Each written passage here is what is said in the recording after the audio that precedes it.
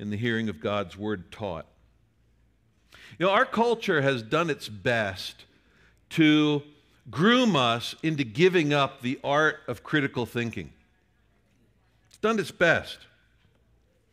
Wisdom, as we'll be talking about today, is taking critical thinking and processing everything in front of us. The knowledge we receive, the events that we witness. Critical thinking processes all of that and turns it into wisdom.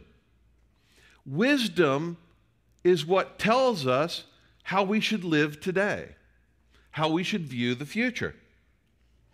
Now, we're fortunate as 21st century Americans. We have the 24-hour news cycle with its continuous stream of crises and emergencies that we must respond to now. And we don't need critical thinking because we have the talking heads to not only report the news, but also to tell us how we should think about it. Facing an election, as I mentioned in prayer, and here we come again, the most important election in your lifetime. And so was the last one and the last one and the last one. It's very short-sighted, human wisdom. And wisdom taken from short-sightedness, all it does is rob us of peace. It robs us of security. It robs us and pushes us towards anxiety. Well, I have no better illustration of short-sightedness than the story of government cheese. The story of government cheese. If you're old enough, you know what I'm talking about. See, in the 1970s, under the breaking weight of 30% inflation, dairy started to become so expensive that some people were having difficulties purchasing it, but it also started to become scarce because not many people were purchasing it. So the federal government does what the federal government does best, and they panicked. And they said, we'll dump millions of dollars into the dairy industry. That will fix the problem. It did. It brought prices down and caused them to crash. And then that threatened to put the dairy farmers out of business. So the government panicked again and said, okay, now we'll dump millions of dollars into the farmers. And guess what, farmers? Any milk you can't sell, we'll guarantee we'll buy. Now, what are a bunch of capitalistic farmers going to do with that? They're going to produce all the milk they can. And dairy started pumping it out, pumping it out, pumping it out. And now the government has all this milk that they don't know what to do with, and it's going to be spoiled. So they turn it into cheese. Cheese, when refrigerated, can last a long time. And so over the last number of years, the government has built renovated over 100 underground mines with refrigeration to store the government cheese. Till by the 1980s, they had 500 million pounds of government cheese stored underground, and the milk kept flowing. Well, by the 1980s, the press got wind of this. This was all, the government didn't tell anybody about it. Now, and by the way, this is not a conspiracy theory. You can read this out there anywhere. The dairy organizations, the History Channel, everybody tells the same story. And so in the 1980s, under pressure from the public, the government instituted a program to give away the cheese. And each state could take a lump of cheese and could give it to soup kitchens and nonprofits, school lunch programs, etc. But they could only take it in 30 million pound chunks. Now, under that program, the government gave away 300 million pounds of cheese. But that didn't stop the problem. The cheese kept growing, and they kept buying the milk. So in the 1990s, they started a little-known government agency called Dairy Management, Inc. Dairy Management, Inc. only has 3 or 4 employees, but it's got a huge budget. And the job of Dairy Management, Inc. is to get Americans to eat more dairy. That's their whole purpose in life. Remember the Got Milk program? All government funded. Any milk and dairy advertisements that you see are funded by Dairy Management, Inc. to get us to buy more milk and eat more cheese. They even subsidize restaurants like Domino's to put more cheese on their menus. In fact, in 2010, when Domino's was about to go under, Dairy Management Inc. bailed them out because they needed some place for the cheese to go. I mean, seriously, go home and read this. It's hilarious. Well, today, there's about 1.4 billion pounds of government cheese still in the tunnels. Well, we're in a second week of a series on the book of Daniel called Faithful Presence. And we've been asking this: how can Christians remain faithfully present, that means engaged in our world, while at the same time remaining faithful to Jesus Christ? Now, last week, Eric started off the series, and he reminded us that the people of Israel had sinned to the point where God said enough. He raised up the empire of Babylon to come in and take over Israel. They destroyed Jerusalem, they destroyed the temple, and many of the Jews they deported off to the land of Babylon. And so the Jews found themselves as exiles in a foreign land, in a culture that was hostile to their God, to their faith, to their values. And the New Testament reminds us, as believers in Jesus Christ, that we're in the same place. We are exiles in this world. It is not our permanent home. Our permanent home is the new heavens and the new earth. And so we too live in cultures that are hostile to Jesus Christ. So how should we live? Well, our wisdom then needs to be shaped not by human wisdom, but by God's wisdom. Not the political pundits and the talking heads, not the captains of industry and the politicians. This is our big idea this morning. God's people practice a faithful presence in our world when guided by eternal wisdom. God's people engage in our world when guided by eternal wisdom. And this will be our path this morning. We practice a faithful presence when we recognize the limits of human wisdom, when we seek God's eternal wisdom, and then when we live by that eternal wisdom. Number one, recognizing the limits of human wisdom. If you ever want to find deep wisdom, go to the commercials. Go to the Instagram ads that are out there. And it's interesting, many of them start the same way. You've all been doing X wrong, but I have found the secret to it, right? I found the secret to weight loss that nobody else knows about. I found the secret to how you should think theologically that nobody else knows about.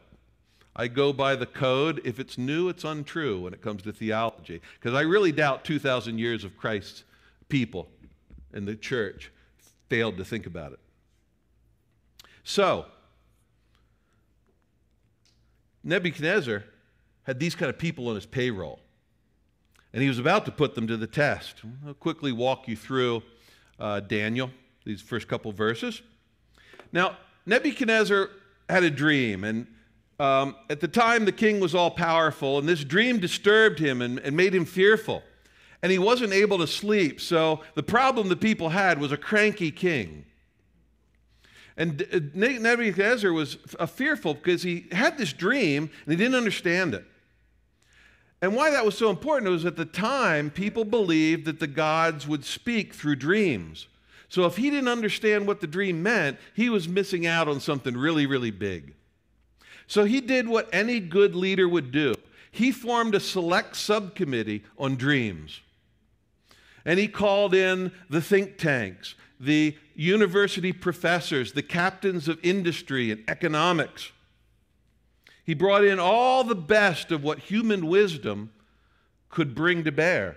And that's what it says in verse 2, when he says they brought the magicians, the enchanters, the sorcerers, and the Chaldeans.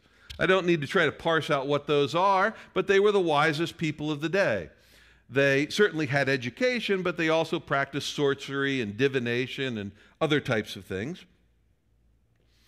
And they came to the king, said, "Yep, king, tell us the dream. We're good to go. We'll tell you the interpretation." Well, the problem is the king didn't trust his advisors. He didn't trust the best of human wisdom of the day because he understood that those who are espousing wisdom often have ulterior motives. What did the king say? You've agreed to speak lying and corrupt words before me till the time changes. You're just telling me what I want to hear until the next king comes around, and then maybe you can work a better deal for yourselves. Well, human wisdom is like that. It is changed by the person's motivation. If you hear wisdom from the world, it's influenced by political agenda, by power, by money, by the desire to influence. So he said to them, I'm going to really test you. Not only do I want you to tell me the interpretation of the dream, you have to tell me the dream itself. And if you can't, you're lying. I can't trust you. And oh, by the way, I'm going to do all the things that kings did at the time. I'm going to kill you, lay your houses to waste, the whole 9 yards. And they said this. They eventually responded this way. Chaldeans answered the king and said, there's not a man on earth who can meet the king's demand. That's true. They recognized there's a limit to human wisdom. For no great and powerful king has asked such a thing of any magician or enchanter or Chaldean. The thing that the king asks is difficult, and no one can show it to the king except the gods. They're right again. Here's where they're wrong, whose dwelling is not with flesh. See, they didn't know Yahweh. They didn't know the God of the Bible, a God of the Bible who has drawn near to his people and graciously imparts wisdom on his people to teach us how to live in our world. Now, you might have an objection here. You might say, well, if I can't believe anything in my world, and it can't always be trusted, should I just do away with human wisdom? You know, just like the king was, just ignore it all. I can, be in my own little world, turn off the TV, turn on everything else, just do my thing. Well, that's not what I mean at all. Remember, the point was we need to understand the limits of human wisdom, not do away with it. If you need help with money, by all means, consult a financial advisor that you can trust. But understand the limits. They can show you how to invest your money and structure your portfolio and this and that and the other thing, but they can't promise you you're going to have enough for retirement. They can't promise you there will always be enough for all of your dreams. They can't promise the future. If you're looking for a job, by all means, consult a career counselor. Very helpful in pointing you in the right direction, helping you get started, but they can't guarantee you a successful career. There are limits. Now, it's also important to remember where human wisdom comes from. The secular world produces beautiful art and music. Science gives us medicine that helps keep us alive, maybe too long. Psychologists tell us a great deal about how our human minds work, and that is all valuable. But remember where that wisdom came from. It's the image of God imprinted on each one of us. That even though we sin, that image still shines through, and the gift of wisdom is there. So even human wisdom, when it is helpful, comes from God. Now, what happens, though, if we base our lives only on human wisdom? What happens? Well, then our anxiety rises and falls based on the latest polling numbers. Our ulcers get better and worse based on the cyclical rate of the S&P 500, right? Because we only can see what's in front of us. Let me ask you this. Have you ever binged the news and walked away feeling, I just feel so settled and at peace about my world? I am so excited about my future. No, but here's the thing. All of us, to one degree or another, do that. Because we live in time and space, everything immediate to us is so important that our culture wants us to react to all of this. And we get worked up over elections, and we get worked up over the polls, and we get worked up over government policies, and worked up over social policies, and this protester and that protester, and the financial markets. It doesn't lead us to peace and security, but there is a wisdom that instructs us on how we can lead productive and peaceful lives in this world. And that brings us to number 2. We need to seek God's eternal wisdom. One of my favorite Protestant reformers is John Calvin, 16th century reformer. I owe a lot of my theological bent to him. Now, normally I would have a very nice caricature of John Calvin up there. So why have I chosen this? Well, the Smiths took their daughter to Calvin College. And they found at Calvin College the John Calvin bobblehead. And they brought it to me to feed my obsession. They thought it was a joke. I love this thing. It sits, when I sit at my desk, it's right there. And every once in a while, you just go flick the beard, right? And bobble, bobble, bobble. The John Calvin bobblehead. Not everybody has that. But here's what John Calvin said in his works in the Institute of the Christian Religion at the beginning. He said, "Our wisdom, insofar as it ought to be deemed true and solid wisdom, the wisdom we can count on, whether it's human or eternal, consists almost entirely in 2 parts, knowledge of God and knowledge of ourselves." See, what he means by that is we need to remember that all wisdom comes from God, and that we need to receive that and understand it based on our relationship with him. That's what Calvin was getting through. Now, the next day, the next section of the passage here, the king is upset. The king pronounces death on all the wise men. And if this were today, the White House may issue a press release, something like this: federal government reduces waste with new cost-saving plan. That sound like what's happening? No, but it puts some nice icing on top of it. Now, if you were to turn to the news, you might find one channel that says this: nothing to see here, nothing to be concerned about, this is all minor. You might flip to another news program: government secretly targets only Christians and Jews. Now, neither of those are right. They've interpreted the facts the way they want to. And if you're like me, my bent will be to, world's all going downhill now. We don't get the right person elected, it's all going to be over. I'm fearful for my children's future. I'm prone to something like that. My dad was too. I remember him saying, I'm worried about your future. And just the other day, Robin caught me. I'm worried about Andrew and Katie's future. And she's like, your dad said that and nothing happened. But that's the short-sightedness that I was feeding into. What was Daniel's response? Daniel's response was he asked the king for more time. Verse 14 said, with prudence and discretion, he asked for time. What did he use the time for? Him and his 3 friends, who were also God followers, they wanted to seek mercy from the God of heaven concerning this mystery. Now, if they were short-sighted, they'd be running around calling in favors, maybe favors to get an exemption, or maybe favors to be snuck out of the capital Babylon. Maybe since they were good with the guards, they might stir the guards up to depose the king. Or they just might run around and panic. But they don't do that. Daniel asked for some time from the king, and he's calm and collected about it. How can that be?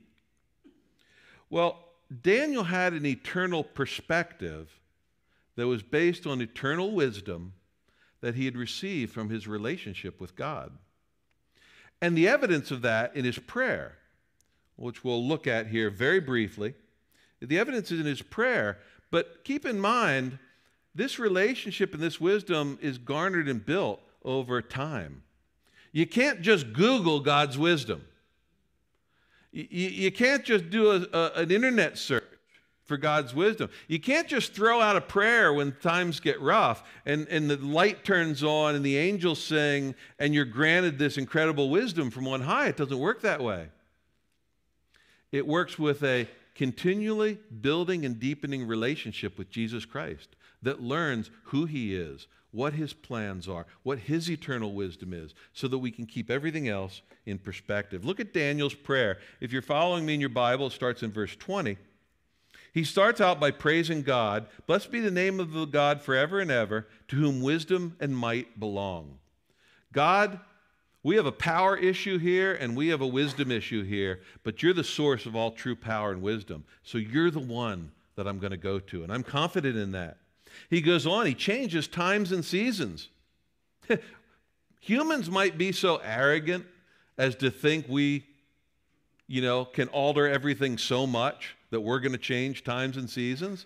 But God's in charge of that. It's not going to end just because we're arrogant. He goes on. He removes kings and sets up kings. He saw Nebuchadnezzar as an instrument in God's hand. God has raised him up for a purpose. God can also tear him down for a purpose.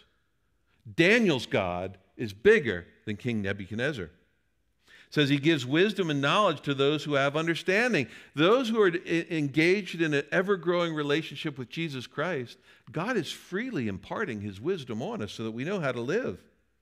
He reveals deep and hidden things. He knows what's in the darkness. None of this escapes God. The wranglings behind the two political parties shuffling around, lying, cheating, and stealing to try to grab the election, God doesn't miss any of that. And they're all at fault. God doesn't miss any of the political wranglings behind the scenes. He does not miss government policies that we disagree with. He doesn't miss the social evils in our world that we've been unable to do anything about. God's aware of it. And then he proceeds to thank God and give him praise because God has answered his prayer. Now, even if when Daniel asked time for the king, he didn't know if God would give him this answer. He didn't know.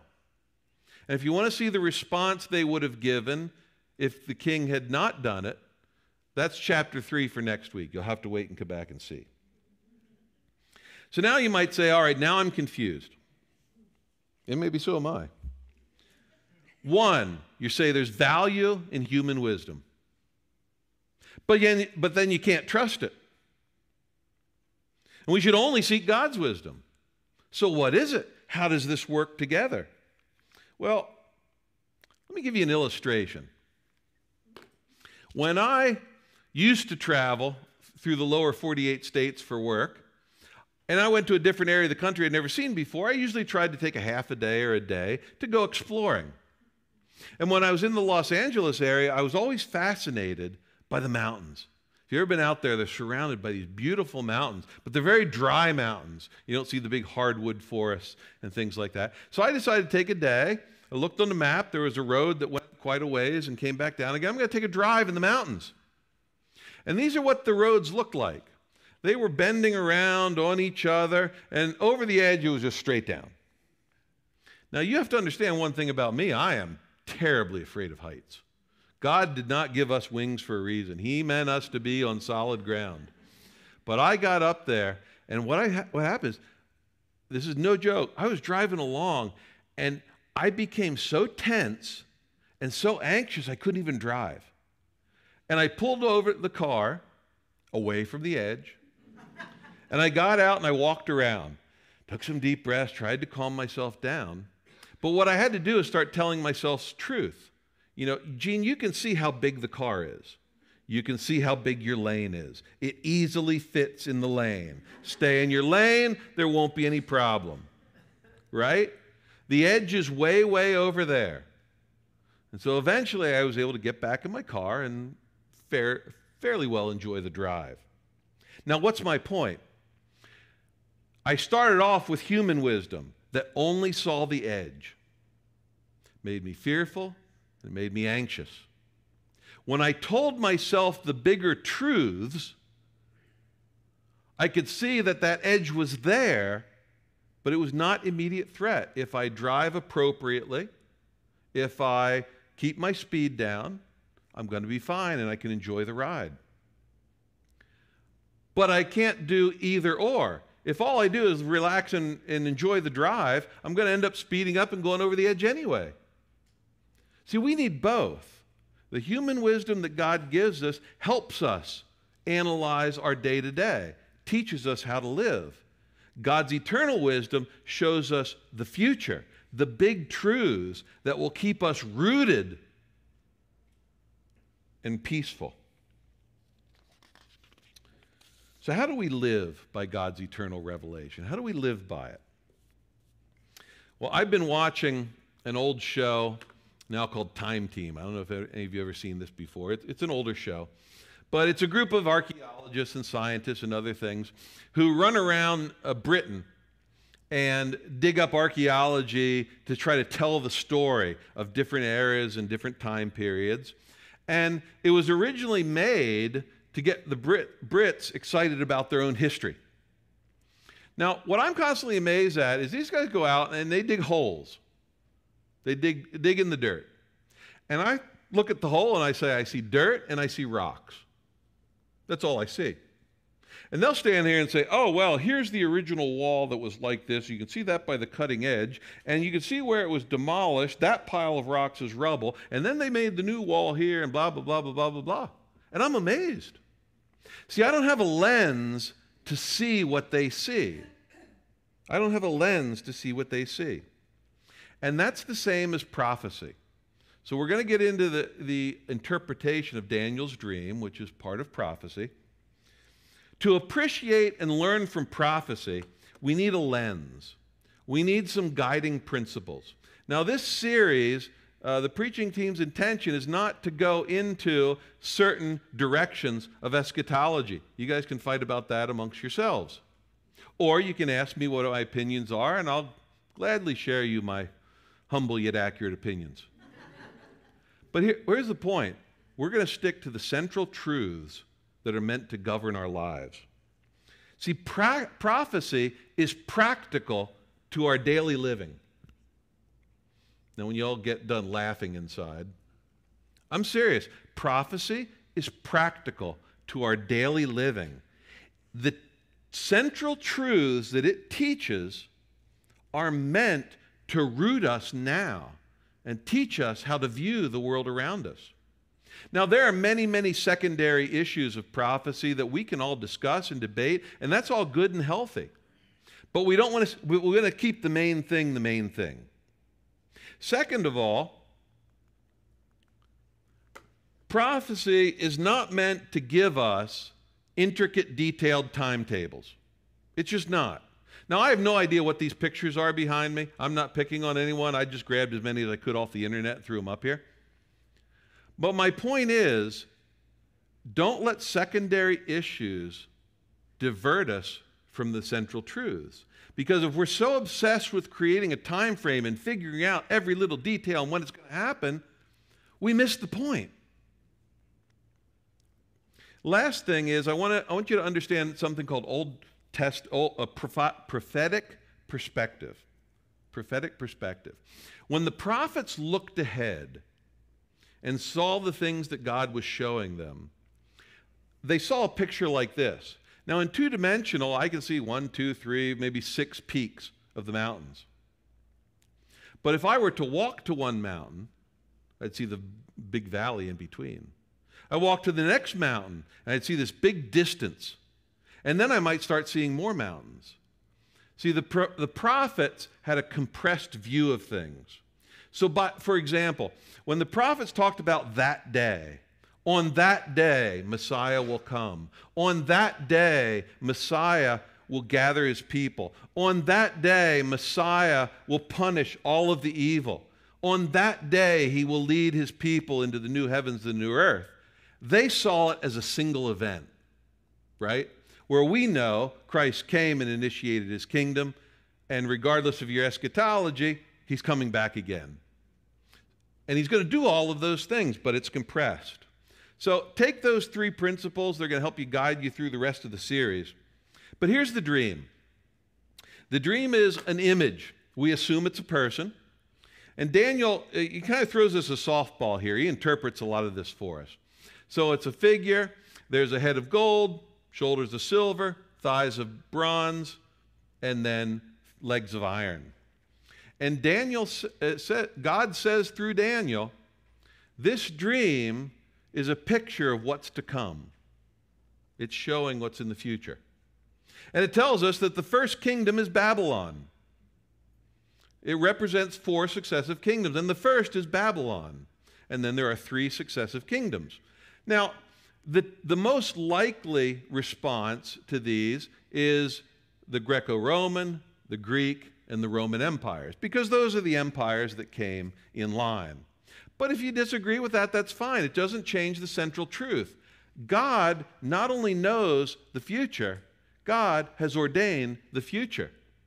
He's ordained that Babylon will rise and fall, that Medo-Persia will rise and fall, that the Greeks will rise and fall, that Rome will rise and fall. That's what keeps us rooted. My God's got it. These kingdoms don't show up, these rulers don't show up on their own. God is directing all of this for His purposes. And here's the point. Kings and kingdoms have term limits in God's economy. Kings and kingdoms have term limits in God's economy. But God's kingdom doesn't, because it goes on to say, King, you saw this rock, and it says it wasn't carved by human hands, so that suggests that it's divine. And this rock came and did away with all of the other kingdoms. And it grew to fill the earth, and it was an eternal kingdom. Now, some would say that rock is Jesus Christ coming at the end of the Roman Empire, and His kingdom is growing. Legitimate interpretation. Some would say the rock simply represents the kingdom, and God's kingdom is continually growing until the end. You know the beauty about secondary issues? They don't matter, and they don't change the main truth. If Jesus is the rock or Jesus is the kingdom, He's both. It doesn't matter. So Jesus is going to arrive on schedule, on time. He's going to begin a kingdom that will grow forever, and it's going to do away with all these earthly kingdoms. The point is, God wins. And the point is that we win with God if we're His people. So woe to you congressmen, you senators. Woe to you vice presidents and presidents. It is God who's raised you up. You know what's going to happen in the next election? God's going to raise up a ruler. We shouldn't be so arrogant to think our choices are going to do it. He might use our choices, but it's God who will raise them up. And woe to them if they don't bow the knee to the God that raised them up. For example, in Isaiah, there's the kingdom of Assyria. Assyria was one of the kingdoms that was raised up to punish Israel, as well as some other kingdoms. And this is what God says. Woe to Israel, the rod of my anger. The staff in their hands is my fury. Against godless nations I send them, and against the people of my wrath I command them. God says, I raised up Syria. They are an instrument in my hand to punish sin. But He goes on to say, when the Lord is finished with them, He's going to punish the speech of the arrogant heart of the king of Assyria, the boastful look in his eyes. For He says, by my strength and my hand I've done it, by my wisdom, for I have understanding. God raised up this king to do His bidding. But because the king was so arrogant as to think that the glory was his and that he had the power and this was all his doing, God's going to punish him and tear him down. So woe to the leaders of our day if they don't bow to the King of Kings. How does that help me practically live? Do I run around buying billboards that says, woe to you leaders? No, that's not it. We live in time and space. Here in America, God is raising up leaders that we may not like.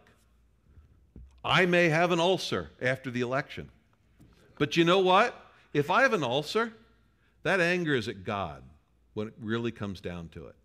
If I am so obsessed with this election that I'm going to be cranky and out of sorts if my person doesn't win, then I'm mad at God.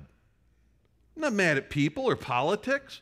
I'm mad at God because I'm saying, God, I don't like the rulers you've chosen to raise up to be your instruments.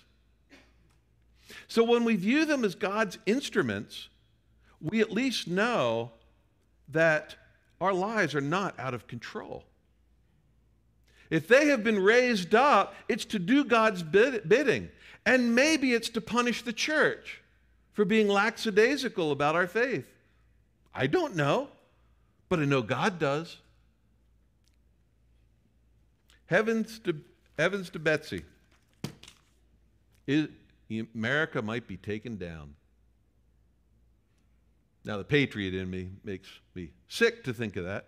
But you know what? America's just any other kingdom, raised up by God, used as an instrument in God's hands. Maybe it's to be the world's policeman for the last number of decades. Maybe that's why we're here. But in our arrogance, he will tear us back down again. Now, what about all this doom and gloom? Here I've left you with all this doom and gloom. The point of this dream, God wins. And there is a new world in the new heavens and the new earth that are awaiting his people. There's nothing leaders can do to us. What's the worst a leader can do?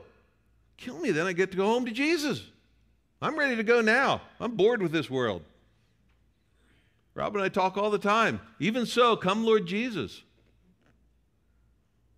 Because that's what we all yearn for as exiles. And when we take God's wisdom and live by it, we're not going to be so confined by these 24-hour news cycles. We can take it in. Yes, we want to be educated about our world because that's the only way we can be engaged in it, right? We need to know what's going on in our world socially. We need to understand what's going on in our world politically. We need to have some idea of what's going on in our community. What are the stresses and strains that our community members are feeling? What's heavy on their hearts? Because then we can engage our world and speak truth to them. Because we have a God that has given us the wisdom to do that. So to be faithfully present in our world means that we serve our communities because it's people that God cares about, not the policy of the latest administration, not the next financial dip in the S&P 500. Yes, he's in control of those things, but God cares about people. And our job as his people is to love other people. Example is Lighthouse tonight. And to show them the path to eternal wisdom so that they won't have to run around with the 24-hour news cycle and all of the anxiety that goes with it.